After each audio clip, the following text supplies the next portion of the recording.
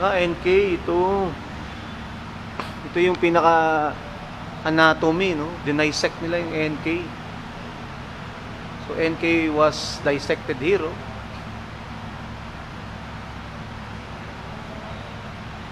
Ayan, oh. Ito yung engine natin. 2-cylinder.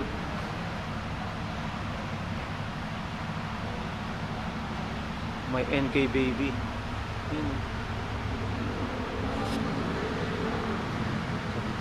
So ngayon, tika, pumuna tayo dito.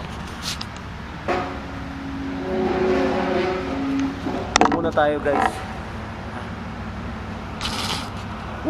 Nihintay ko kasi pinapaayos ko yung motor.